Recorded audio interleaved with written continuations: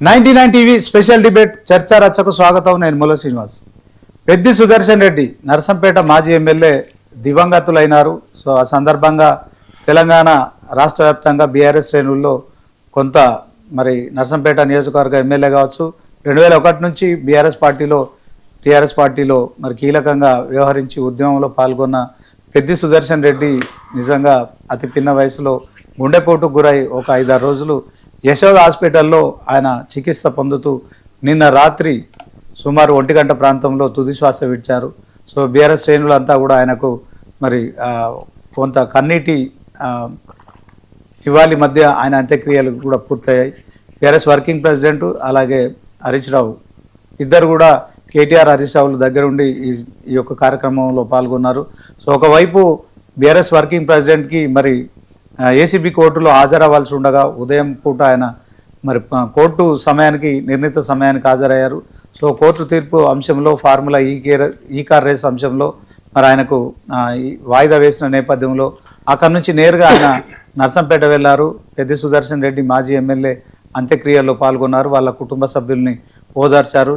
చాలా జనసంద్రంగా మరి నర్సంపేట నియోజకవర్గం అక్కడ బంధువు పిలుపునిచ్చి ఆయన అంత్యక్రియల్లో పాల్గొన్నారు. ఒక ప్రజానాయకుడు మరి బీఆర్ఎస్ పార్టీలో ఉద్యమకారుడు చనిపోవడం నిజంగా బాధాకరమైన అంశం. 99 టీవీ తరఫున కూడా ఆయనకు ఘనమైన శ్రద్ధాంజలి ఘటిస్తున్నాం.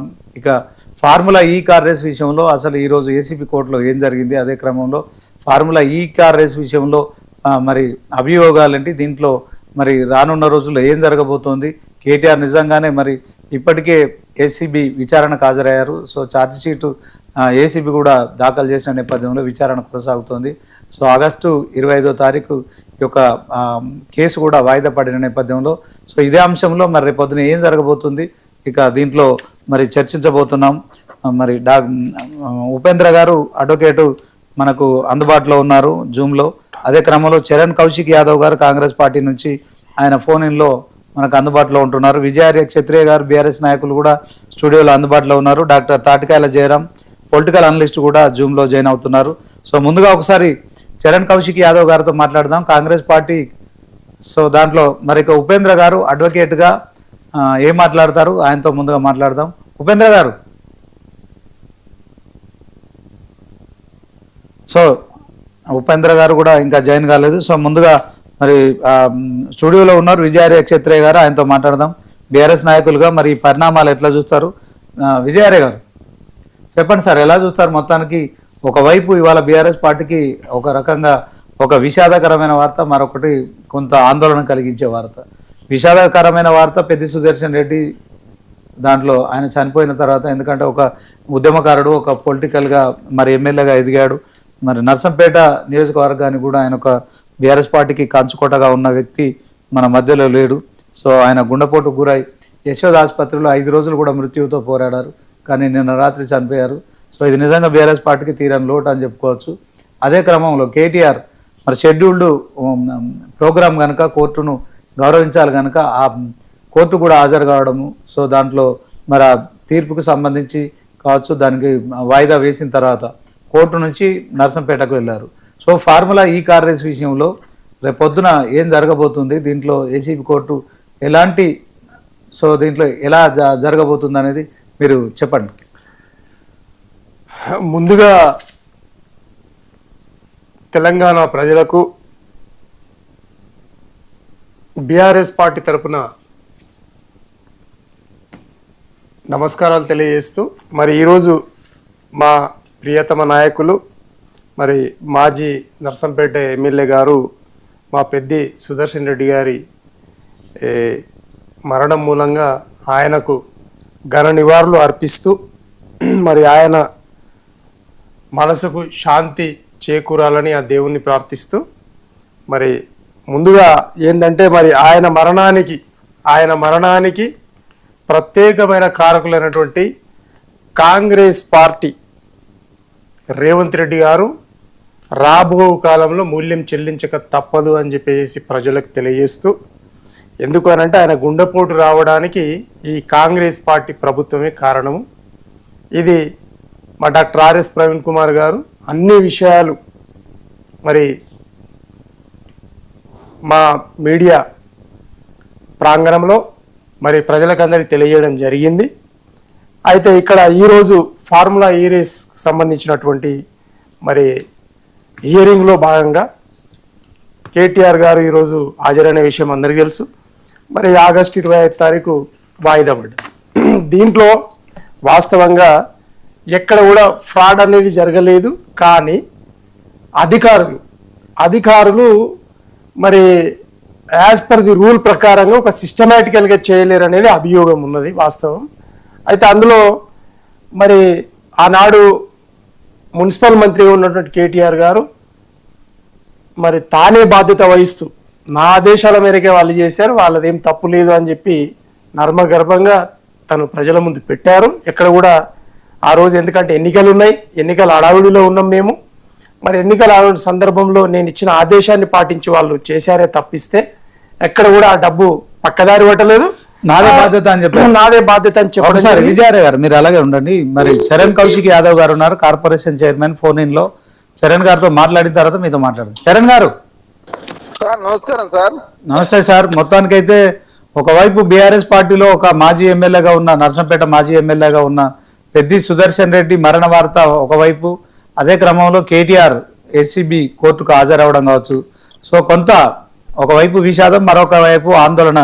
సో ఈ అంశంలో ఫార్ములా ఈ రేస్ విషయంలో మరి గత కొంతకాలంగా కూడా ఏసీబీ కేటీఆర్ విచారణలు ఎదుర్కొన్నారు. ఈరోజు ఏసీబీ కోర్టు కూడా హాజరయ్యారు.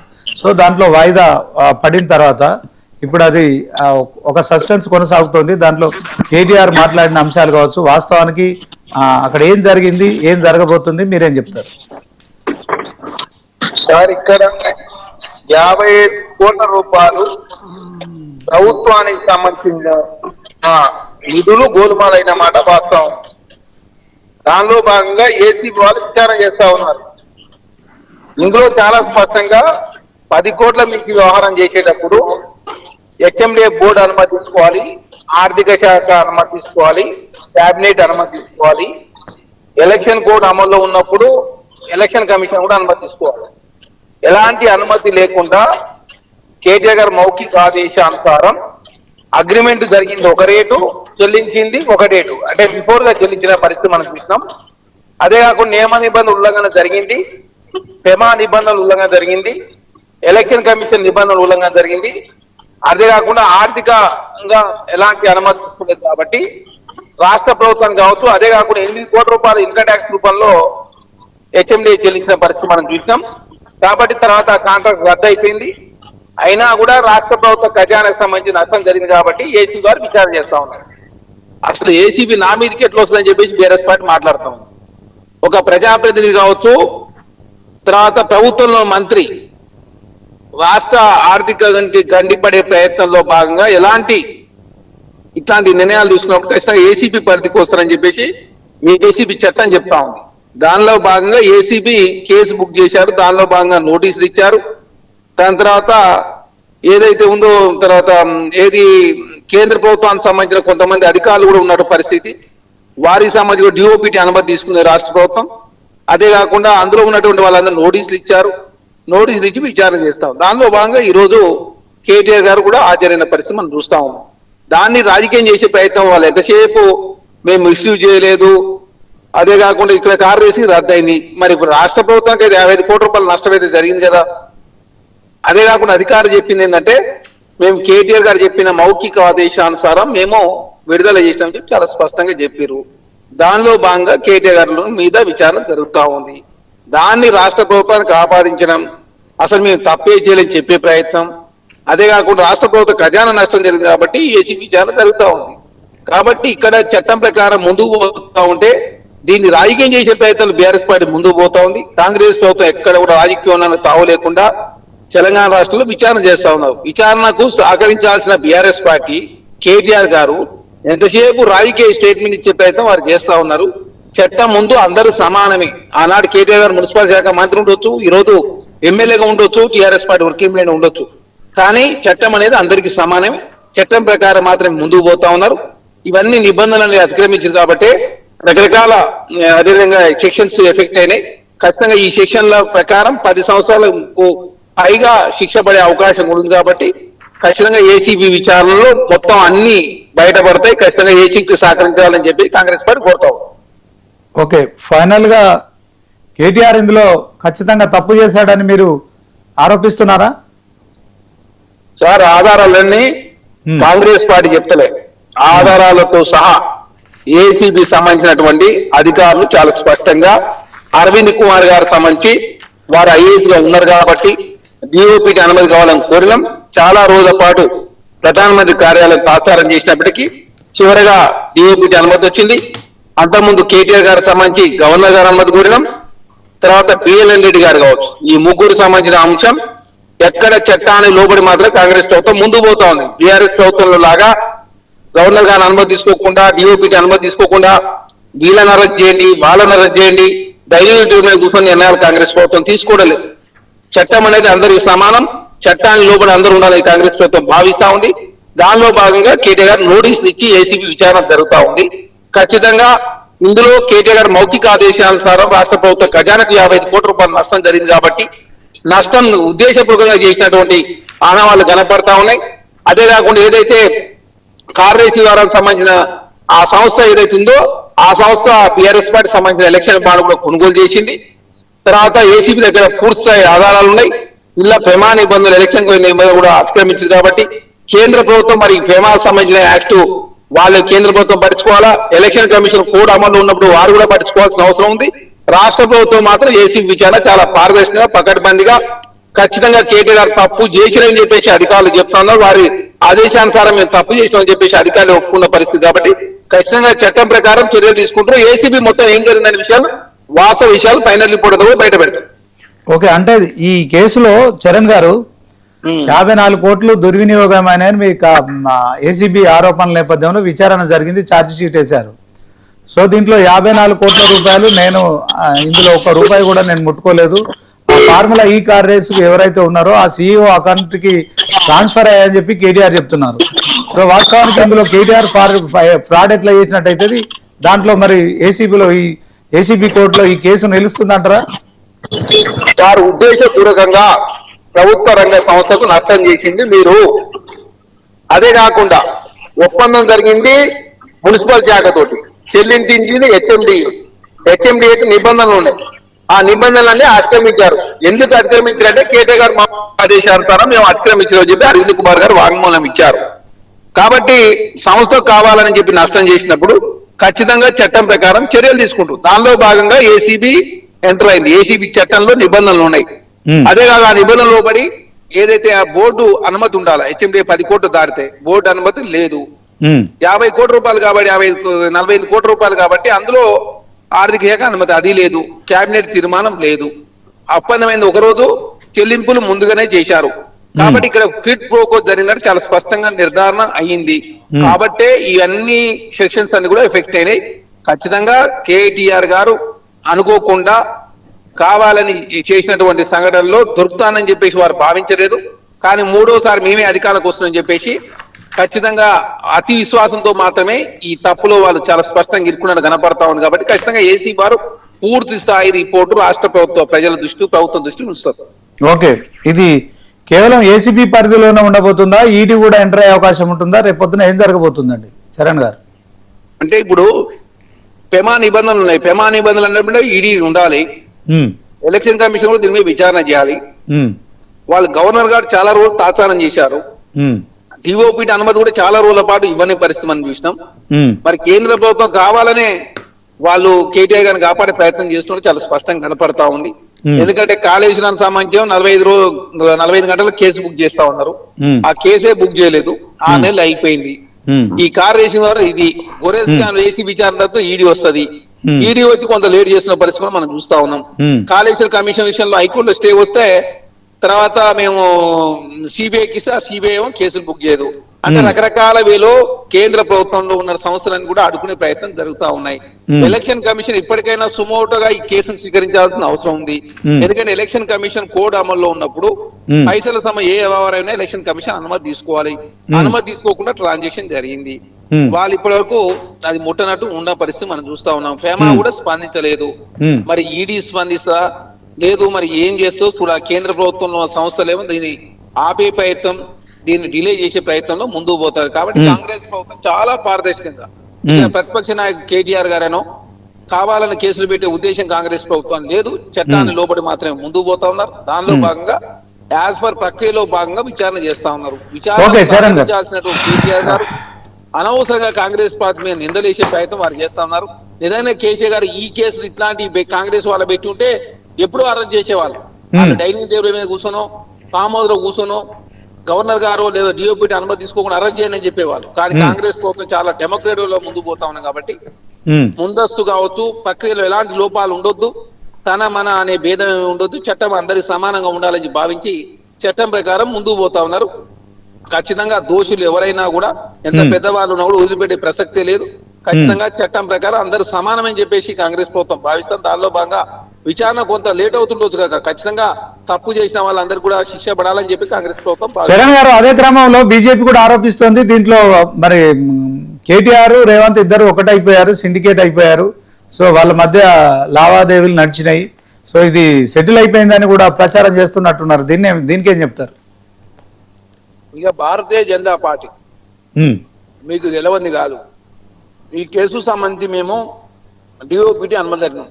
డిఓపిటి అనేది ప్రధానమంత్రి గారి నేతృత్వంలో పనిచేసే సంస్థ. చాలా రోజుల పాటు తాత్సారం చేసి అరవింద్ కుమార్ గారికి సంబంధించి అదేవిధంగా విచారణకు సంబంధించి కోర్టులో కౌంటర్ దాఖలు చేస్తా ఉంటే చాలా రోజుల పాటు అనుమతి ఇవ్వలేదు. తర్వాత గవర్నర్ గారు ఫస్ట్ లేట్ చేశారు. కేటీఆర్ గారు ఫస్ట్ ఇచ్చిన తర్వాత అరవింద్ కుమార్ గారు లేట్కి ఇచ్చారు. లేట్కి ఇచ్చినప్పటికి తర్వాత ఇప్పుడు విచారణ ప్రారంభమైంది. కేంద్ర ప్రభుత్వం సంబంధించి పేమా ఇప్పటివరకు ఎంటర్ కాలే. ఎలక్షన్ కమిషన్ స్పందించలేదు, మరి ఈడీ కూడా స్పందించలేదు. మరి స్పందించిన వాళ్ళు కాంగ్రెస్ ప్రభుత్వం బీఆర్ఎస్ పార్టీ ఒకటైతే ఎట్లా భావిస్తారు? అదే కాకుండా కాళేశ్వరానికి సంబంధించి ఏటీఎం అని చెప్పి అన్నది అమిత్ షా. కాళేశ్వరం అనేది కల్వకుంట్ల కుటుంబానికి ఆర్థిక వనరుగా తయారైందని చెప్పేసి నరేంద్ర మోడీ గారు అన్నారు. సిబిఐ విచారణ చేస్తామన్నారు. సిబిఐ విచారణ చేయాలని చెప్పేసి నిండు అసెంబ్లీ అదేవిధంగా శాసనసభ్యులంతా కలిసి తీర్మానం చేసి పంపిస్తే దానికి అతి గతి లేని పరిస్థితి మనం చూస్తా ఉన్నాం. కాబట్టి ప్రజాస్వామ్యానికి కూని చేసే ప్రయత్నం భారతీయ జనతా పార్టీ దేశంలో చేస్తా ఉంది. ప్రతిపక్ష పార్టీలను ఏ విధంగా నిర్వీర్యం చేసే ప్రయత్నం చేసినా మనం చూసినాం. దేశంలో అందరి మీద ఈడీ సిబిఐ కేసులు మరి ఎందుకు కల్వకుంట్ల కుటుంబం మీద లేవు? దేశంలో మాయావతి గారి మీద ఉంది, మమతా బెనర్జీ గారి మీద ఉంది, సోనియా గాంధీ, రాహుల్ గాంధీ, అదే కాకుండా ఉద్ధవ్ ఠాక్రే, దేశంలో ప్రతి ఒక్క వ్యక్తి, హేమంత్ సోరెన్, కేజ్రీవాల్, వాళ్ళకి వ్యతిరేకంగా ఉన్న అందరి మీద సిబిఐ, ఈడీ, ఇన్కమ్ ట్యాక్స్ కేసులు ఉన్నాయి. మరి కల్వకుంట్ల కవిత ఒకటి తప్ప ఇప్పుడు ఉన్నటువంటి బీఆర్ఎస్ పార్టీ నాయకులకు కేటీఆర్ గారు లేవు, కేసీఆర్ గారు లేదు. గతంలో ఏదో జరిగిపోయింది, ఆయన కార్మిక శాఖ మంత్రి కూడా అన్నారు, అదేమైందో తెలియని పరిస్థితి. కాళేశ్వరం అవినీతి అన్నారు, సిబిఐ కేసే బుక్ చేయరు. అదే కాకుండా అన్ని రకాలుగా బీఆర్ఎస్ పార్టీని భవిష్యత్తులో పొత్తు పెట్టుకోవడం కోసం తర్వాత బీఆర్ఎస్ పార్టీ బీజేపీ కలిసే ప్రయత్నంలో భాగంగా వాళ్ళు కాపాడే ప్రయత్నం భారతీయ జనతా పార్టీ చేస్తున్నమాట వాస్తవం. అదే కాకుండా ఎంపీ ఎలక్షన్ లో అభయదానం బీఆర్ఎస్ పార్టీ చేస్తే ఎమ్మెల్యే ఎలక్షన్ లో Bharatiya Janata party BRS party సహకరించింది. 9 సంవత్సరాల కాలం పాటు పొత్తు పెట్టుకుంది వాళ్ళే. కాబట్టి బీఆర్ఎస్ పార్టీ బీజేపీ అనేది భవిష్యత్తులో కలిసి పోటీ చేస్తారు. కాబట్టి ఇద్దరు కలిసి పోటీ చేసి కాంగ్రెస్ పార్టీ ఇద్దరి మీద గెలవాలని చెప్పి భావిస్తా ఉన్నాం. కాబట్టి ఇట్లా సహకరించుకునే దానికన్నా బదులుగా మీరు ప్రత్యక్షంగా పోటీ అదేవిధంగా కలిసి పోటీ చేయాలని కాంగ్రెస్ పార్టీ భావిస్తా ఉంది. కలిసి పోటీ చేస్తే వాళ్ళ మీద గెలవాలనే ఒక సదుద్దేశంతో కాంగ్రెస్ ప్రభుత్వం ముందుకు పోతాం. కాబట్టి ఈ లోపాయికారిక ఒప్పందాలు కాదు, డైరెక్ట్ గా ఫైట్ లో బీజేపీ బీఆర్ఎస్ కలిసి వస్తే చరణ్ గారు ఇంకొక అంశము, పెద్ది సుదర్శన్ రెడ్డి నర్సంపేట మాజీ ఎమ్మెల్యే చనిపోవడానికి కూడా తెలంగాణ సీఎం రేవంత్ రెడ్డి కారణం అని చెప్పడం, కాంగ్రెస్ ప్రభుత్వం కారణం అని చెప్పడాన్ని ఎట్లా చూస్తారో ఏం చెప్తారు? సార్, ఇక్కడ చనిపోయిన వ్యక్తి వారు చనిపోయారు, వారి మీద రాజకీయం చేద్దని కాంగ్రెస్ పార్టీ భావిస్తా ఉంది.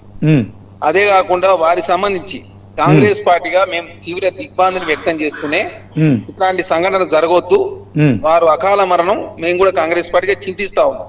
కాకపోతే చనిపోయిన వ్యక్తి మీద దయచేసి రాజకీయాలు చేయొద్దని చెప్పి కాంగ్రెస్ పార్టీ కోరుతా ఉన్నాం. ఎందుకంటే కాంగ్రెస్ పార్టీకి పెద్ది సురేష్ గారు మేము ఏ విధంగా వేధించినామండి నాకు అర్థం కాదు. ఏమన్నా వారిని ఏమన్నా నోటీసులు ఇచ్చినామా, జైల్లో పెట్టినామా, లేకపోతే వాళ్ళు ఏమైనా రాజకీయంగా అడుగునే ప్రయత్నం చేసినామా? మేము కేటీఆర్ గారి విషయంలో కావచ్చు, కాళేశ్వరం విషయంలో కావచ్చు, గొర్రెల స్కామ్ విషయంలో కావచ్చు, సంబంధిత అధికారులు కావచ్చు, ఎవరన్నా సంబంధిత వ్యక్తులకు మాత్రమే నోటీసులు ఇస్తా ఉన్నాం తప్ప అనామకులను ఎవరిని కూడా ఇప్పటి వరకు రాజకీయ పైశాచిక ఆనందం మేము పొందలేదు. మీరు చూస్తా ఉన్న టెలిఫోన్ ట్యాపింగ్ ద్వారా కూడా ఆ సంబంధం ఉన్నటువంటి అధికారులకు మాత్రం నోటీసులు ఇచ్చారు. అదే ఆ సంబంధం ఉన్నటువంటి వ్యక్తులు మాత్రం విచారణ పిలిచి తప్ప అనవసరంగా రాజకీయాల సంబంధం ఉండి కూడా ఆ కేసులో లేని వాళ్ళని మేము ఎక్కడ కూడా పిలిచిన సందర్భమే లేదు.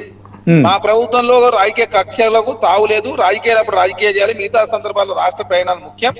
కుట్రల్లో ఉన్న రాజకీయాలు చేద్దని చెప్పి మేము భావిస్తా ఉన్నాం. అనవసరంగా చనిపోయిన వ్యక్తిని చూపిస్తూ కాంగ్రెస్ ప్రభుత్వం రాజకీయం చేసింది, రాజకీయ ఒత్తిళ్ల మూలంగానే పెద్ది సుదర్శన్ రెడ్డి గారు చనిపోయారని చెప్పేసి అనవసరంగా నిందలేసే ప్రయత్నం దయచేసి మానుకోవాలి. ఎక్కడ కూడా రాజకీయ కుట్ర కోణానికి తావులేదు. అదే కాకుండా ఇక్కడ ఫహీం ఖురేషి అనే అంశం తీసుకొస్తారు. అసలు ఫహీం ఖురేషి గారు ఏమన్నా సివిల్ సప్లై కార్పొరేషన్ చైర్మనా, లేకపోతే సివిల్ సప్లై మంత్రా, లేకపోతే వారికి ఏం సంబంధం ఉంది? పాప అనవసరంగా ఒక వ్యక్తి మీద బటగాసి మీద చేసే ప్రయత్నం కూడా టీఆర్ఎస్ పార్టీ చేస్తా ఉంది. దయచేసి పెద్ది సుదర్శన్ రెడ్డికి మరణానికి కానీ వారి మీద ఒత్తిడి కానీ కాంగ్రెస్ ప్రభుత్వం చేయలేదు. ఇంకేమైనా చేసి ఉంటే బీఆర్ఎస్ పార్టీ నాయకులే చేసి ఉండాలి. ఎందుకంటే ఆ పార్టీలో ఉన్నటువంటి కల్వకుంట్ల ఖైదీ గారు కావచ్చు, ఇప్పుడు ఆ కల్వకుంట్ల ఖైదీ గారు అలా లేరు. వారి గతంలో వారి దగ్గర మరి అట్లా నుంచి ఏమైనా ఉంటే లావాదేవీలు ఏమైనా ఉంటే వాళ్ళ మీద ఏమైనా ఒత్తిడి తెచ్చి ఉంటే ఉండొచ్చు కాక, మాకు మాత్రం ఎలాంటి సంబంధం లేదు. మేము కేసీఆర్ గారు, కేటీఆర్ గారు, హరీష్ రావు గారు లాంటి వాళ్ళనే రోజు మా మీద విపరీతంగా అనవసరంగా లేని ఉన్నట్టు ఉంది లేనిగా ప్రచారం చేసినా కూడా మేము వాళ్ళ మీదనే చర్యలు తీసుకుంటలేము. అట్లాంటి పెద్ది సుదర్శన్ రెడ్డి గారి మీద కాంగ్రెస్ ప్రభుత్వం ఎట్టి పరిస్థితిలో ఒత్తిడి చేసే ప్రయత్నం కానీ ఏది కానీ చేయలేదు. అనవసరంగా చనిపోయిన వ్యక్తి మీద దయచేసి రాజకీయం చేయొద్దని చెప్పేసి కాంగ్రెస్ పార్టీ కోరుతా ఉన్నా. అదే కాకుండా రాజకీయం కోసం ఏది పడితే అది చేసే ఉద్దేశం కాంగ్రెస్ ప్రభుత్వం లేదనేది చాలా స్పష్టం. చాలా డెమోక్రటిక్ గా కాంగ్రెస్ ప్రభుత్వం ముందుకు పోతాం. ఓకే, థ్యాంక్ యూ చరణ్ గారు, మీరు అలాగే ఉండండి. ఒకసారి మరి ఉపేంద్ర గారు ఉన్నారు, ఒక న్యాయవాదిగా కోర్టులో ఏం జరిగింది తెలుసుకునే ప్రయత్నం చేద్దాం. ఏసీబీ కోర్టులో ఏం జరిగింది ఉపేంద్ర గారు?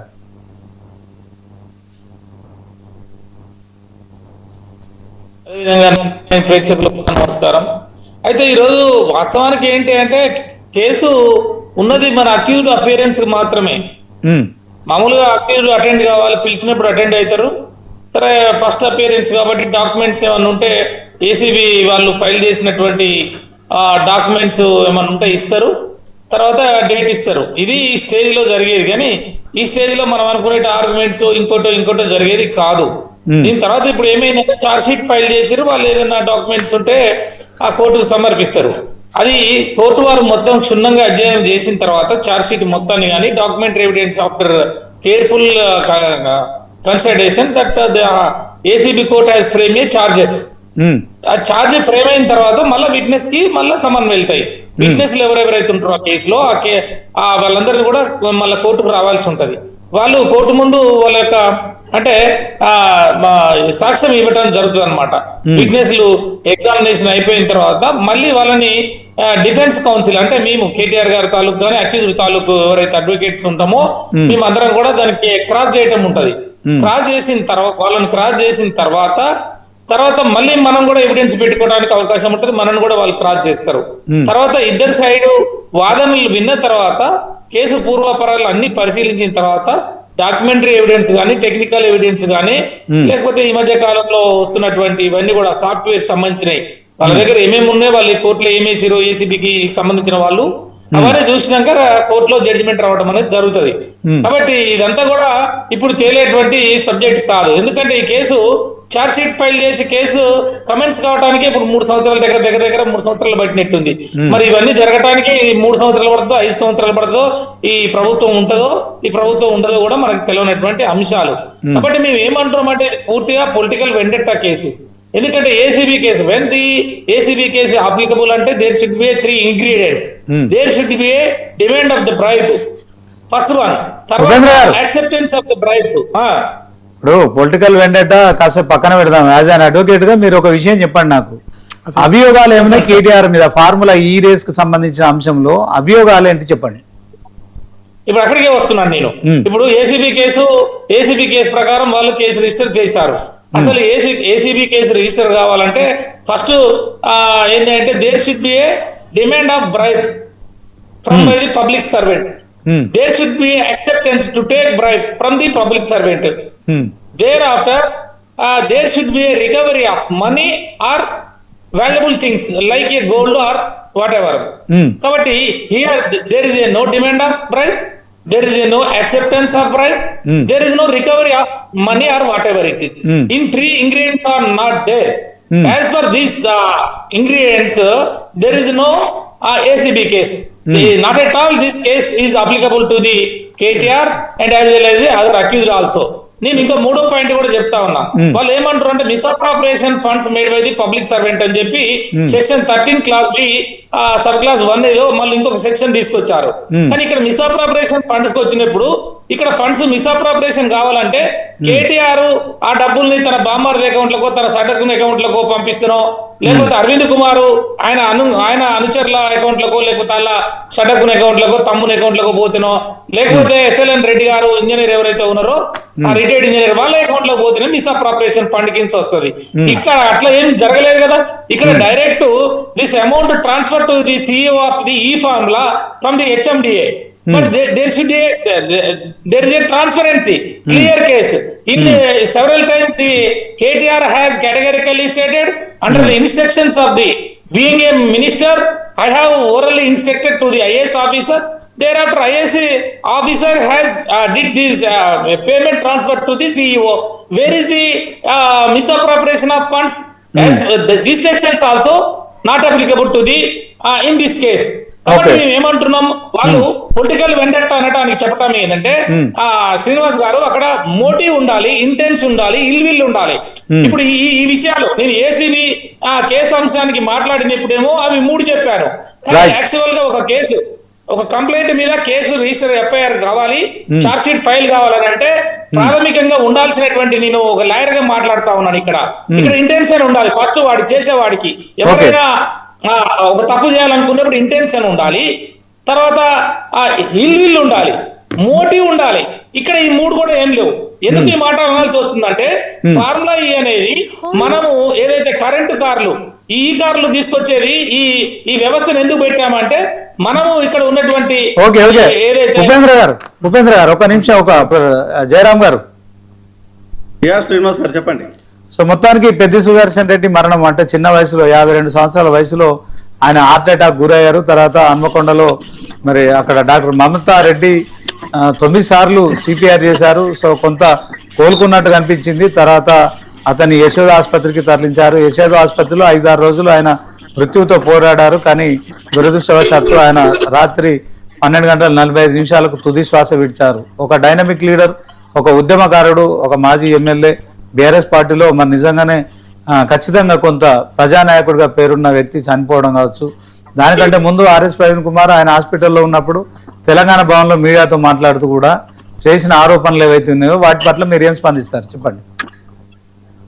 మీకు TV9 ప్రేక్షకులకు, ప్యానల్లో ఉన్న మిత్రులకు మరొకసారి నమస్కారాలు.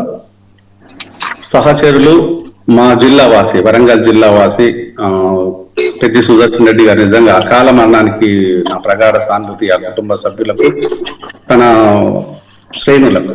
సో డెఫినెట్ గా ఇది బాధాకరమైన విషయము. ఇక మిగతా విషయాలు, రాజకీయ అంశాల విషయానికి వచ్చినట్లయితే ఇక్కడ స్పష్టంగా నన్ను ఓన్లీ పెద్ది సుదర్శన్ రెడ్డి గురించి క్వశ్చన్లు అడిగారు కాబట్టి నేను చెప్పాల్సి వస్తుంది. ఇక్కడ మనము రాజకీయాలు అనేటివి వేరు, వ్యక్తిగత జీవితాలు వేరు. రాజకీయ నాయకులు వచ్చేసి వ్యక్తిగత జీవితాల్లోకి తొంగి చూడకుండా ఉంటే గౌరవంగా ఉంటుంది. కానీ డెఫినెట్ గా ఏ ఎవిడెన్స్ లేకుండా ఒక IPS ఆఫీసర్ మీడియా పరంగా కూర్చొని చెప్పడం అనేది అంత ఈజీ కాదు. సో డెఫినెట్ గా పెద్ది సుదర్శన్ రెడ్డి గారి విషయం లోపల అలాంటి పొరపాటు కనుక జరిగినట్టు అయితే అది ప్రజలు క్షమించారు. సో ప్రవీణ్ కుమార్ గారు జనరల్ గా ఉండేసి ఏదో ఆకతాయిగా మాట్లాడే వ్యక్తి కూడా కాదు. ఆయన దగ్గర పూర్తి ఎవిడెన్స్ ఉంటేనే తప్ప మాట్లాడు. ఎందుకంటే తను మీకు బండి భగీరథ్ విషయంలో కూడా, even Bhagirath it's small kid in front of being IPS officer అయినా కూడా తనకు ఎంతో గౌరవాన్ని ఇచ్చేసి చాలా స్పష్టంగా తను చెప్పాలనుకున్న అంశాలు చెప్పిండు IPS ప్రవీణ్ కుమార్ గారు.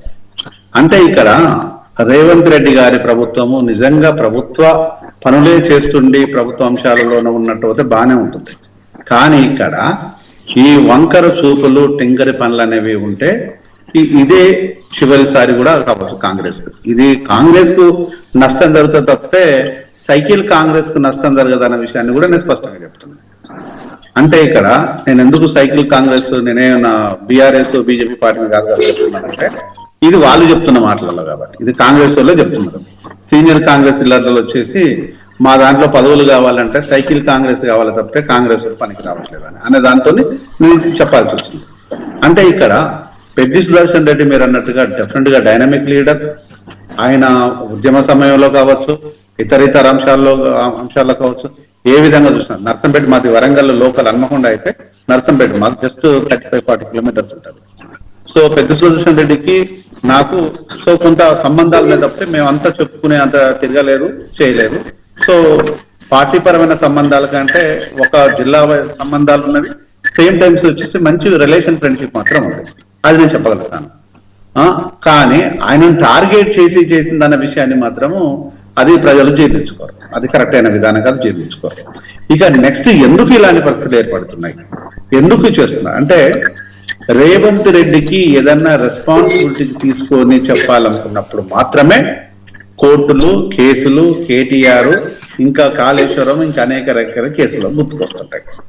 నేను చాలా సందర్భంలో చెప్పాను, నువ్వు ముద్దు పెడుతున్నావా లేకపోతే అధికారులను బెదిరించమని చెప్తున్నావా, లేకపోతే లీగల్ ఆస్పెక్ట్స్ ని ఓన్లీ దాన్ని ఆ పూచిని చూపించేసి పరదసాటు నుండి భయపెట్టిస్తున్నావా? అంటే చిన్నపిల్లలు ఏం చేస్తున్నట్టే, మనము మన అక్క చెల్లెలతో చిన్నప్పుడు ఆట ఆడుకున్నప్పుడు తలుపు వెనకాల కూర్చొని లోపలి దాగానే భయపెట్టిస్తున్నాం, అట్లా ఉంది ఈ ఆట అంతా. బీయింగ్ ఒక రైట్ అడ్మినిస్ట్రేటర్ వర్క్ కాదు, పొలిటీషియన్ విషయం కానీ మాట్లాడతారు, is not at all right administration అనే విషయాన్ని ఎక్కడ మనకు కనిపించడం లేదు, నాకు కనిపించడం లేదు. ఏమండి జయరామ్ గారు, మీరేమో ఆయన రైట్ అడ్మినిస్ట్రేటివ్ గా కనిపించట్లేదు అంటారు. ఇందాక చరణ్ కౌశిక్ యాదవ్ గారు మాట్లాడారు, మేము బీఆర్ఎస్ వాళ్ళలాగా కక్షలు మనసులో పెట్టుకొని ఇమీడియట్ యాక్షన్లు తీసుకోవట్లేదు. ఫార్ములా ఈ కార్ రేస్ విషయంలో కూడా మరి ఏసీబీ కోర్టు విచారణ చేసింది, ఆ తర్వాత ఛార్జ్ షీట్ వేసింది. దాంట్లో కోర్టు విచారణకు ఇప్పుడు కేటీఆర్ ఈరోజు హాజరయ్యారు. సో మాకు ఎలాంటి వ్యక్తిగతమైన లేదు, సో మేము డెమోక్రసీని ఫాలో అవుతున్నాము, అంతేగాని మాకు వాళ్ళు చేసినట్టు మేము చేయట్లేదని వాళ్ళు చెప్తున్నారు. మీరేమో సీఎం రేవంత్ రెడ్డిని టార్గెట్ చేస్తున్నట్టు కనిపిస్తుంది. కానీ ఒక గవర్నమెంట్ ఎక్కడ కూడా పూర్తి స్థాయిలో ఇది చేయి అది చేయని చెప్పడం కాదు, చట్టం తన పని తాను చేసుకోపోతుందని చెప్తున్నారు. మీరేం చెప్తారు? నేను ఒక పొలిటికల్ లీడర్ రేవంత్ రెడ్డి చెప్పట్లేదు, ఈ రాష్ట్ర సీఎం తో మాత్రమే మాట్లాడుతున్నాను. చరణ్ కౌశిక్ అనే వ్యక్తి జస్ట్ ఆయన వచ్చేసి ఒక డిపార్ట్మెంట్ లోపల స్మాల్ వింగ్ కి is a chairperson, I respect him, due respect దానిలాగా. కానీ చరణ్ కౌశిక్ మాట్లాడే మాటలు నేను అన్ని యాక్సెప్ట్ చేయాల్సిన పని, అది నా డ్యూటీ కాదు, అది నా డ్యూటీ కాదు. ఇక నేనేం మాట్లాడుతున్నానంటే రేవంత్ రెడ్డి గారు మీరు ముఖ్యమంత్రిగా ఉన్నారు, మీ మీద కేసులు పెట్టుకొని మిమ్మల్ని జైలుకు పోమని చెప్పట్లేదు. మీకు అట్లాగిట్లా అర్థమైతే నేనేం చేయలేను. మీ మీద కేసులు ఉన్నాయి కదా, మీరు జైలు కింద పోతున్నాను రేవంత్ రెడ్డిని అడుగుతలేను. రేవంత్ రెడ్డి పెట్టిన కేసుల మీద విచారణ చేసి జైలుకు పంపించమని చెప్తున్నాను. ఎందుకు ఈ దాగుముతులాట, ఎందుకు బ్లాక్ మెయిల్ చేయటం? బీఆర్ఎస్ ఒకసారి మీరు అలాగే ఉండండి, చరణ్ గారు ఫోన్ ఇన్ లో ఉన్నారు, ఒకసారి చాలా విషయాలు ఇంకా చాలా ఉన్న ఒక నిమిషం, అది కదా చేయాల్సింది. నువ్వు పెట్టిన కేసుల విషయం లోపల నువ్వు డిలే దాన్ని ఎందుకు చేస్తున్నావు? నువ్వు డిలే చేయడంలో ఏముండదు. ఇది డిలే ఇస్ ఒక రాజకీయం కదా, ఇది ఒక పొలిటీషియన్ చేయాల్సిన పని. ఇది పొలిటికల్ స్టేట్మెంట్స్, పొలిటీషియన్ చేయాల్సిన పనులు. నిన్నగాక మొన్న ఒక మాట ఏం మాట్లాడతారంటే, ఇదే రేవంత్ రెడ్డి గారు ఇంజనీరింగ్ కాలేజీలు అనే విషయాలకు వస్తే వాళ్ళు ఒక క్రిమినల్స్ లాగా మాట్లాడారు. దాన్ని ఎట్లా మనం దాన్ని యాక్సెప్ట్ చేస్తామండి? ఆ బీయింగ్ అడ్మినిస్ట్రేటర్ మాట్లాడాల్సిన మాట నాది. ఒక పొలిటికల్ లీడర్ మాట్లాడుతుండంటే దాన్ని ఒకటి మాట్లాడుతుంటాం. మొన్న క్రిమినల్ వేస్ట్ గురించి కూడా ఒకసారి చరణ్ గారిని అడుగుదాం. చరణ్ గారు డెఫినెట్ గా కదా, అందుకనే చాలా విషయాలు నేను చెప్పాల్సింది. 2-3 అంశాలు ఇవ్వండి ఇక్కడ. అది ఒకటి మాట్లాడతాం. ఎక్కడ సంబంధం ఉంది? జంతర్ మంతర్ విషయం లోపల బీజేపీ మాట్లాడిన దానికి తెలంగాణలో నువ్వు మాట్లాడిన తేడా ఏమున్నది? ఇక్కడ ఏం తేడా ఉన్నది? జంతర్ మంతర్ లో విద్యాశాఖ మంత్రి కావాలని రిజైన్ చేయాలనే విషయాన్ని దేశ ప్రజలు కోరుకుంటున్నారు. ఇక్కడ ఆరోగ్య శాఖ మంత్రి, విద్యాశాఖ మంత్రి రిజైన్ చేయాలని ఇక్కడ ప్రజలు కోరుకుంటున్నారు. ఆరోగ్య శాఖ మంత్రి చేయాలి, విద్యాశాఖ మంత్రి రేవంత్ రెడ్డి కదా, హోంమంత్రి రిజైన్ చేస్తావా? హోంమంత్రి కూడా నీ హయాం లోపల క్రిమినల్స్ తయారవుతున్నారంటే నిన్ను ఏమని పిలవాలి? ఎప్పుడు నిన్ను ఏమని సంబంధించాలి? అంటే నీ హయాం ఇది నేను చెప్పట్లేదు అన్న. ఒక్క నిమిషం, 89 కేసులు ఉన్నాయి ముఖ్యమంత్రి గారి మీద. అది నేను మాట్లాడలేను, మీరు పార్టీ వాళ్ళు మాట్లాడుకోండి. నేను ఒక అనలిస్ట్ గా ఒక పౌరుడుగా నేను చెప్తాను, ఆయన ఎన్ని కేసులు అనే విషయాన్ని అన్న మై బిజినెస్ ప్లీజ్ అన్న ఒక్క నిమిషం అన్న ఒక్క నిమిషమే నేను మాట్లాడతాను.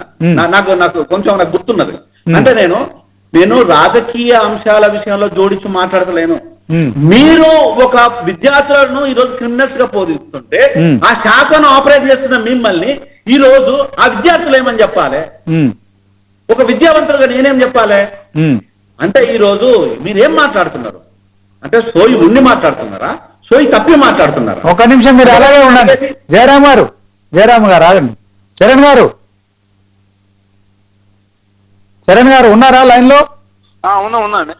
వింటున్నారు కదా. ఓవరాల్ గా మరి ఆ ఇంజనీరింగ్ విద్యార్థులను ఉద్దేశించి సీఎం రేవంత్ రెడ్డి గారు మాట్లాడడం, మరి అక్కడ జంతర్ మంతర్ లో మీరు వాళ్ళ విద్యార్థులకు మద్దతుగా మాట్లాడడం, ఇక్కడ విద్యాశాఖ మంత్రిగా ఉన్న ముఖ్యమంత్రి మాట్లాడిన దాన్ని తప్పుపడుతున్నారు. డాక్టర్ జయరామ్ గారు మీరేం చెప్తారు? సార్ ఇక్కడ విద్యార్థులను అని రేవంత్ రెడ్డి గారు సందర్భం వేరు.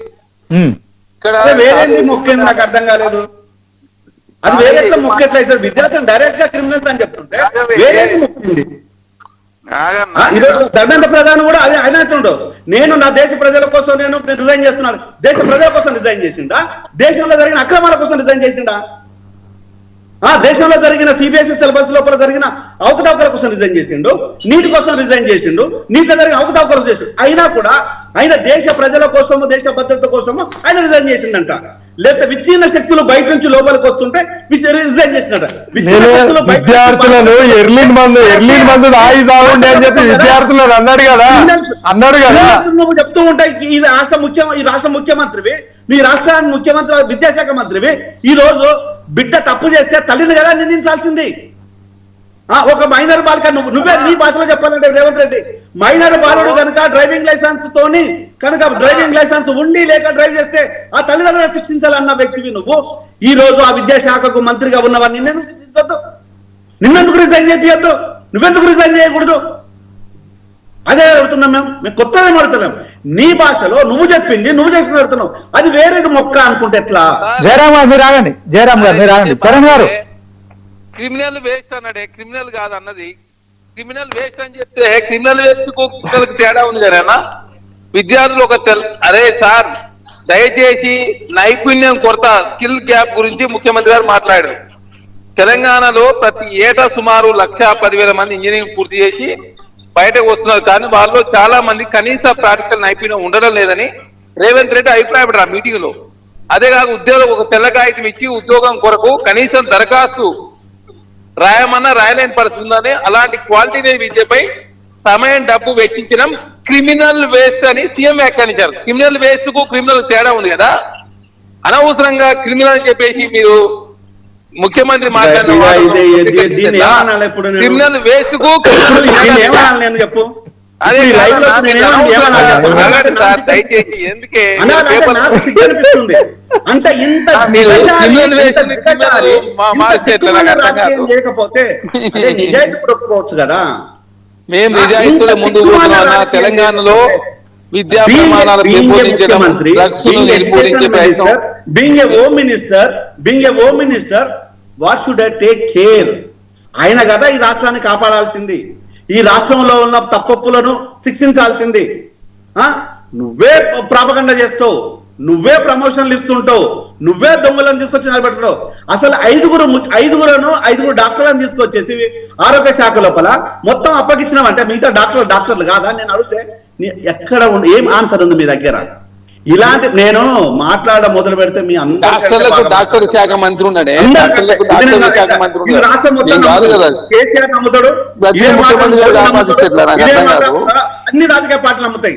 నీకంటే నేను గొప్పగా మాట్లాడగలను, కానీ నేను రాజకీయ నాయకుని కాదు, ఊసరవెల్లిలాగా మాట్లాడడానికి. ఈ రోజు ప్రజల్లో ఒక్కరిని సామాన్యుని కానీ స్పష్టంగా మాట్లాడతాను. అది మాట్లాడుకోవాలి తప్పితే ఇది కాదు మేము అదని లేదు మీకు ఇంకొకలాగా అర్థమైంది అంటే what is the meaning? Criminal waste కు క్రిమినల్ తేడా లేదన్నా. మీరు క్రిమినల్ వేస్ట్ క్రిమినల్ అని చెప్పి మాట్లాడితే ఇప్పుడు విద్యార్థి దశ నుంచి ఉద్యమాల నుంచి వచ్చిన శరణ్ కౌశిక్ ఇలా మాట్లాడుతుంటే ఇంతకంటే కాబట్టి ఏమైనా ఏందన్నా ఇంత వాస్తవాలు మాట్లాడుకోవాల్సిన అవసరం ఎవరైనా మీ కాంగ్రెస్ వాళ్ళకు మీ ఎట్లా సైకిల్ చరణ్ కౌశిక్ లాంటి యువ నాయకుడు, కాంగ్రెస్ నాయకుడు సైకిల్ కాంగ్రెస్ కు మద్దతు పలుకుడేమో నాకు విచిత్రంగా ఉన్నది. సైకిల్ కాంగ్రెస్ చరణ్ నువ్వు నీ సీట్ లో ఉన్నావంటే నేను చాలా హ్యాపీగా ఫీల్ అవుతాన విషయాన్ని నీకు బాగా తెలుసు. నువ్వు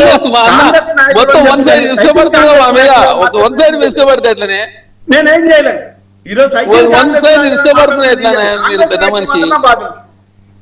లేలే ఇక్కడ ఎవరైతే ఆ కాలేజ్ యజమానులకు సంబంధించి అందరి ఉద్దేశించి కూడా కొన్ని వ్యాఖ్యలు చేయలేదు. కొందరు అనవసరంగా రియంబర్స్మెంట్ తీసుకొని రేవంత్ రెడ్డికి మాటలు రావడం ఇది మొదటిసారి కాదు, చివరిసారి కాదు. రేవంత్ రెడ్డికి ఇలాంటి మాటలు మాట్లాడడం మొదటిసారి కాదు, చివరిసారి కాదు. అంటే నేను ఒక ప్రవీణ్ మాట్లాడిన మాటలకు రేవంత్ మాట్లాడిన మాటలకు ఎంత వ్యత్యాసం ఉందన్న విషయాన్ని చెప్పాను తప్ప ప్రవీణ్ గొప్పోడని కానీ రేవంత్ తప్పోడని చెప్పదలుచుకోలేదు. ఇద్దరు వ్యక్తులు మాట్లాడిన విషయం లోపల, ఇద్దరు తెలంగాణ బిడ్డలు మాట్లాడిన విషయం లోపల, ఇద్దరు రెస్పాన్సిబుల్ పర్సన్స్ మాట్లాడిన లోపల ఇంత వేరియేషన్ ఉందని మాత్రం చెప్పదలుచుకున్నా చెప్పాను. అంతే. జయరాం గారు కాసేపు ఈ క్రిమినల్ వేస్ట్ గురించి పక్కన పెడదాం. దాంట్లో ఏంటంటే స్కిల్ లేదని చెప్పి చెప్పడం రేవంత్ రెడ్డి ముఖ్య ఉద్దేశం. ఎందుకంటే చాలా నుంచి ఆయన స్కిల్ లేదని చెప్తారు, స్కిల్ లేదని చెప్తారు కానీ క్రిమినల్ ఎక్కడి నుంచి వచ్చింది దాంట్లోకి? ఆ క్రిమినల్ అనే లేదా ఉందో చెప్తారు, క్రిమినల్ ఎందుకు వస్తుంది దాంట్లోకి? స్కిల్ లేదా ఉందో అని చెప్పాలి. వచ్చిండు ఇప్పుడు డాక్టర్ జయరామ్ కి వైద్యం చేయడం వచ్చు రాదు, ఇంతే ఉంటది. క్రిమినల్ అంటే ఏమన్నట్టు దానికి? ఆ క్రిమినల్ అంటే వాడేమట్లు వచ్చింది? ఓకే. రేవంత్ రెడ్డి ముఖ్యమంత్రిగా బాగా పనిచేస్తుండో చేయట్లేదు అని నేను చెప్పాను.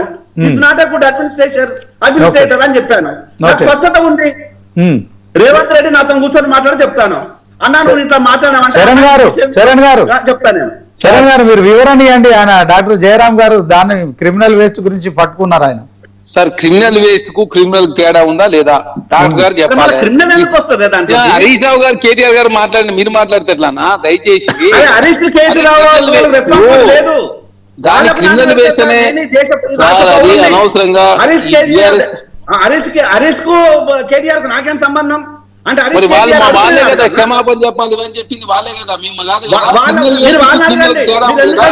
అడగండి, ప్రజలు అడుగుతారు. వాళ్ళ జయరామ్ దాన్నే అనవసరంగా విద్యార్థులు కాంగ్రెస్ పార్టీ ఎప్పుడైనా క్రిమినల్ గా రాష్ట్రంలో డ్రగ్స్ నిర్మించే ప్రయత్నం, ప్రకృతిని కాపాడే ప్రయత్నం, విద్యారంగంలో సంస్కరణలు తీసుకొచ్చే ప్రయత్నం ఎన్ని చేస్తున్నామన్నా ఒకటా రెండా మేము చేసింది కాంగ్రెస్ ప్రభుత్వం కాదు. తెలంగాణ రాష్ట్రంలో విద్యా ప్రమాణాలు ప్రయత్నం కాంగ్రెస్ ప్రభుత్వం చేస్తా ఉంది.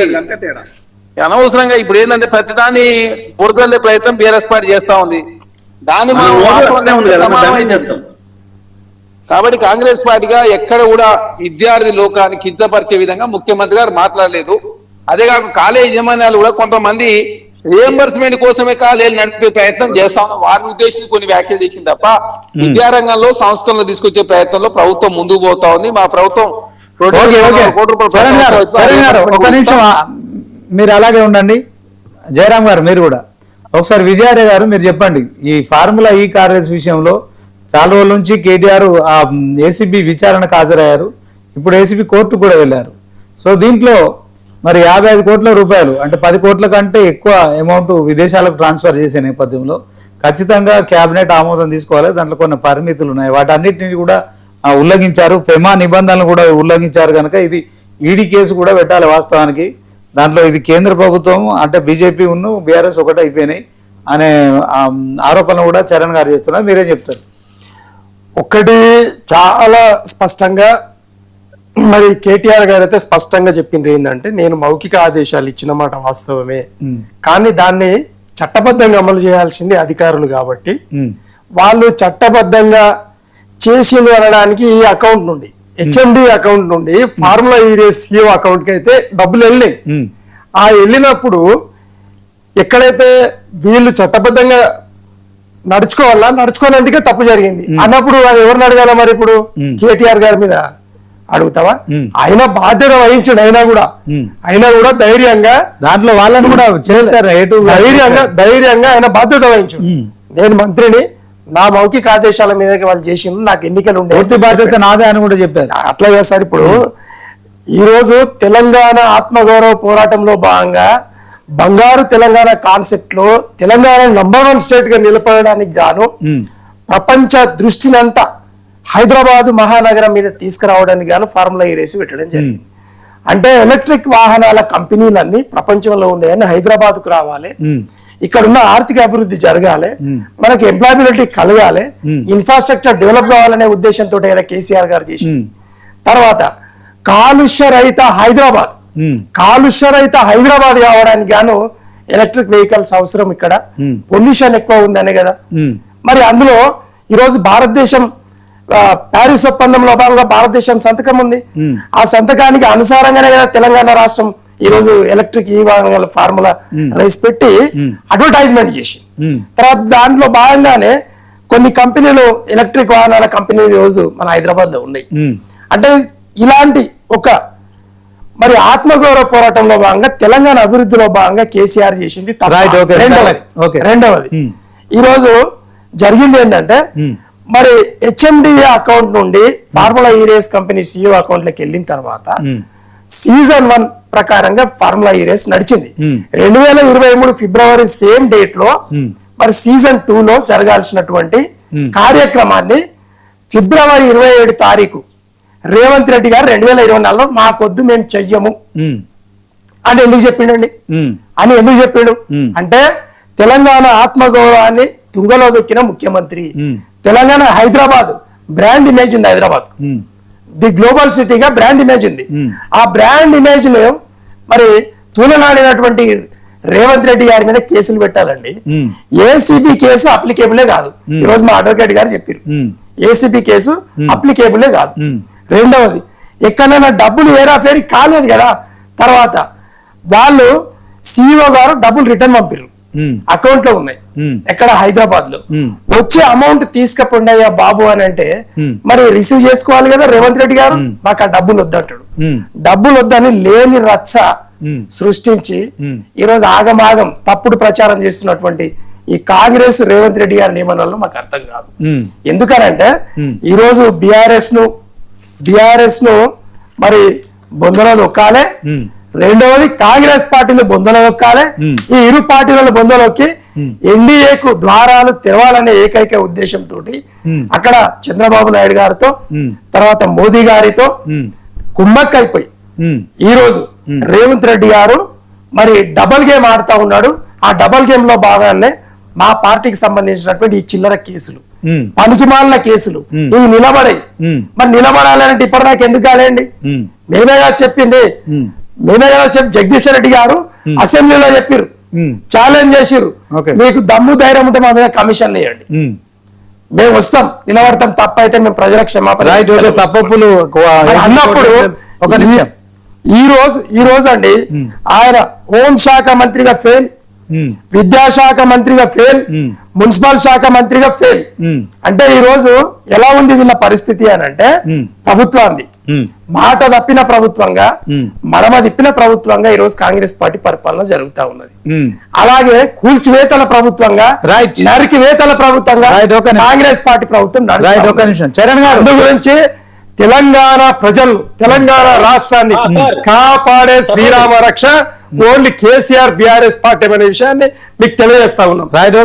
కౌశిక్ గారు, కాంగ్రెస్ ని కాపాడుకోండి. రేవంత్ రెడ్డి ఉన్నన్ని కాలం మీ కాంగ్రెస్ బొందపడుతుంది, ఒక్క ఓటు పడదు. ఇది మాత్రం దృష్టిలో పెట్టుకోవాలి. చరణ్ గారు, తెలంగాణలో కాంగ్రెస్ ప్రభుత్వాన్ని అధికారం తీసుకొచ్చింది రేవంత్ రెడ్డి గారు. అవును, అలాంటి ప్రతిపక్షంలో ఉన్నట్టు మాట్లాడితే మీరు అది వాస్తవం. మేము కాదంటలే, మేము ఒప్పుకున్నాం. కానీ 2.5 సంవత్సరాల పరిపాలనలో కాంగ్రెస్ పార్టీని బొందబెట్టిండా, పైకి లేపిండా మీరే చెక్ చేసుకోండి. దేశంలో కాంగ్రెస్ పార్టీ రాహుల్ గాంధీ గారు ప్రధానమంత్రి కాబోతున్నారు. Bharatiya Janata party double three దాటే పరిస్థితి లేదు. తెలంగాణలో కాంగ్రెస్ పార్టీ రెండోసారి అధికారంలోకి వస్తుంది. బీఆర్ఎస్ పార్టీ కేటీఆర్ గారి కలలుగా మిగిలిపోయే అవకాశం ఉంది. అనవసరంగా రాజకీయం చేసే ప్రయత్నం మానుకోవాలి. ఎక్కడ రాజకీయం? మా పెద్ద సుదర్శన్ రెడ్డి గారిని వాసవి కన్స్ట్రక్షన్ దాంట్లో అన్యాయంగా ఇరగబెట్టి ఆయన ప్రాణాలు తీసింది కదా, ఆయన ప్రాణాలు తీసింది కదా రేవంత్ రెడ్డి గారు. ఇది కదా వాస్తవము. మేము సాక్ష్యాధారాలతో నిరూపణ చేస్తాం.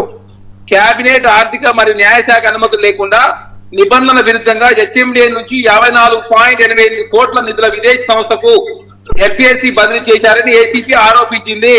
77 పేజీల తెలంగాణ డబ్బు అట్లనే ఉన్నదండి. మీరు ఒక మాట మీరు ఏమన్నా యాక్షన్ తీసుకోవాలిస్తే బ్యాంకు అధికారుల మీద తీసుకోండి, బ్యాంకు అధికారుల మీద తీసుకోవాలండి. విజయారే గారు ఆపాల జరిసేపు ఆపితే మేము మాట్లాడతామే. తెలంగాణ ఇప్పుడు కాంగ్రెస్ ప్రభుత్వం తెలంగాణ రాష్ట్రంలో skill university, sports university, Veeranari Sagar university, doctor Manmohan excise university, education commission, రైతు కమిషన్, అదేవిధంగా రుణమాఫీ, తెలంగాణ రాష్ట్రంలో ఇందిరామయిన్లు, సన్న బియ్యం, వైట్ రేషన్ కార్డులు, ఇట్లా చెప్పుకుంటే పోతే కాంగ్రెస్ అద్భుతమైన పథకాలు తీసుకొస్తే 57,000 కోట్ల రూపాయలు వడ్డీలో రుణాలు రాష్ట్ర ప్రభుత్వం కాంగ్రెస్ ప్రభుత్వం ఇస్తే అదే ఆర్టీసీని ప్రభుత్వంలో మెట్టి చేసే ప్రయత్నం చేస్తే ఇవన్నీ చేసినప్పుడు కాంగ్రెస్ ప్రభుత్వం తెలంగాణ రాష్ట్రంలో అధికారులు చేస్తారా? బీఆర్ఎస్ పార్టీ వాళ్ళు బీఆర్ఎస్ పార్టీ పని అయిపోయింది రాష్ట్రంలో. వాళ్ళు ఎట్టి పరిస్థితుల్లో అధికారులకు వచ్చే పరిస్థితే లేదు. బీజేపీ దేశంలో అధికారులకు వచ్చే పరిస్థితి లేదు. అయోధ్య రాముడు భారతీయ జనతా పార్టీ దేశంలో బుద్ధి చెప్తా ఉన్నాడు. రాష్ట్రంలో ఆల్రెడీ రాష్ట్ర ప్రజలు ఆల్రెడీ బీఆర్ఎస్ పార్టీ బుద్ధి చెప్పారు. భవిష్యత్తు కూడా అదే జరగబోతుంది. కాబట్టి బీఆర్ఎస్ పార్టీకి కాంగ్రెస్ పార్టీ కాదు, ఆ కల్వకుంట్ల ఖైదీ గారి ప్రశ్నలకే సమాధానం చెప్పే పరిస్థితి బీఆర్ఎస్ పార్టీ ఉన్నది. కాబట్టి ఈ ఏసీబీ కేసు కావచ్చు, కార్ రేసింగ్ వ్యవహారంలో కేటీఆర్ గారు తప్పు చేసినట్టే చాలా స్పష్టంగా నిర్ధారణ అయింది. కేంద్ర ప్రభుత్వమే కేటీఆర్ గారు కాపాడే ప్రయత్నం జరుగుతూ ఉంది. కాబట్టి బీఆర్ఎస్ పార్టీ సమీప భవిష్యత్తులో తెలంగాణ రాష్ట్రంలో అధికారకు వచ్చే అవకాశమే లేదు. కాబట్టి భారతీయ జనతా పార్టీతో పొత్తు పెట్టుకునే ప్రయత్నం వారు చేస్తా ఉన్నారు. మొన్న 33 పార్టీలతో ఎన్డీఏ పొత్తు పెట్టుకుంది. వచ్చేసారి ఎక్కువ మందితో పొత్తు పెట్టుకునే ప్రయత్నం కూడా జరుగుతా ఉంది. అదే కాకుండా జడ్జికి సంబంధించినటువంటి మనకు సిజేపీ ఉద్యమానికి టీఆర్ఎస్ పార్టీ అసలు మద్దతు ఇవ్వలేదు. దాని మీద స్పందించిన దాఖలాలు కూడా లేవు. ఏదో నామమాత్రంగా స్పందించిన పరిస్థితి మనం చూసినాం. కాబట్టి తెలంగాణ రాష్ట్రంలో కాంగ్రెస్ ప్రభుత్వం ఏ అంశం మీదైనా మేము అసెంబ్లీ వేదికగా చర్చ పెట్టడానికి సిద్ధంగా ఉన్నాం. ఎవరిని మీదో అక్రమ కేసులు పెట్టాల్సిన కర్మ కాంగ్రెస్ పార్టీ లేదు. తెలంగాణ రాష్ట్రంలో డెమోక్రసీ వేలో కాంగ్రెస్ ప్రభుత్వం ముందుకు పోతాం. కాంగ్రెస్ బీజేపీ తోటి పోరాటం చేస్తున్న ఏకైక పార్టీ టీఆర్ఎస్ పార్టీ అండి. చూస్తారు కానీ మళ్ళీ మీరు 100 ఏళ్ల వరకు అసలు కాంగ్రెస్ నామరూపాలు లేకుండా పార్లమెంట్ లో కాంగ్రెస్ పార్టీ పోరాటం చేస్తుంటే భారతీయ జనతా పార్టీ సంబంధించి బీఆర్ఎస్ పార్టీ మౌనం వహిస్తూ మీ ఎంపీలు ఎడిపోయి రాజ్యసభలో 2 ఎంపీలు ఉన్నారు కదా, మీకు 3 ఎంపీలు ఉన్నారు. ఎడిపోయింది మీరు. అయితే విరాళాలు ఎడిపోయినాయి, కేదార్నాథ్ ఎడిపోయింది, బద్రీనాథ్ ఎడిపోయింది, పేపర్ లీక్లు ఎడిపోయినాయి. ఎందుకు కేంద్ర ప్రభుత్వ విషయంలో ఒక క్షణం ఉపేంద్ర గారు, ఫైనల్ గా ఈ అంశంలో కేటీఆర్ తప్పు చేశారా, పెమా నిబంధనలు ఉల్లంఘించారా, చట్టపరంగా ఆయనకు ఖచ్చితంగా మరి ఎలాంటి చర్యలు ఉండబోతాయి చెప్పండి. ఇప్పుడు ఎప్పుడైతే ఈ కేసు ఈ కాంగ్రెస్ పార్టీ భేటీ అంటే ఒక తప్పుడు కేసుని భేటీ తీసుకొచ్చిందో వెంటనే కేటీఆర్ గారు చాలా స్పష్టంగా తనే ప్రెస్ మీట్ పెట్టాడు. ప్రెస్ మీట్ పెట్టి అన్ని డాక్యుమెంట్స్ తో సహా ముందు పెట్టాడు. ఇప్పుడు కూడా చెప్తున్నాడు, నేనే చెప్పాను. దేనికి చెప్పాను? హైదరాబాద్ నగరం యొక్క కీర్తి ప్రతిష్టలు పతాక శీర్షికలు నిలబడటానికి, ఇక్కడ మరి కాలుష్యాన్ని నియంత్రించడానికి, విద్యార్థులకి ఉద్యోగాలు రావటం కొరకు దేశవ్యాప్తంగా ప్రపంచవ్యాప్తంగా ఈ కార్స్ అనేది నడుస్తా ఉన్నది. మనం కొత్తగా పెట్టింది కాదు, 2004లో కూడా పెట్టారు. అంటే దేశాలలో కూడా పెడుతున్నారు. ఎందుకు పెడుతున్నది? కేంద్ర ప్రభుత్వం కూడా 2 ట్యాక్స్ ఫ్రీ ఇస్తా ఉన్నది, ఇంకా వేరే ట్యాక్సులు ఫ్రీ ఇస్తా ఉన్నది కార్లు కొన్న వాళ్ళకి. దేనికే అంటే ఇది మనము ఈ కారును కనుక ప్రోత్సహిస్తే ఇక్కడ పెట్టుబడులు వస్తే తెలంగాణ కీర్తి ప్రతిష్టలు పతాక శీర్షికలు ఉంటాయనే ఉద్దేశంతో నేనే ఇచ్చిన ఓరల్ ఇన్స్ట్రక్షన్ అని చెప్పిండు. డబ్బులు కూడా పోయిన మాట వాస్తవం, డబ్బులు ఆడు ఉన్న మాట వాస్తవం. ఇంకా నువ్వు వీకేదేంది ఇలా? నువ్వు కొడుకుడి మీద ఈకలు మిగడం తప్పితే ఇంకేమైనా ఉందా? ఇన్వెస్టిగేషన్ ఏముంది?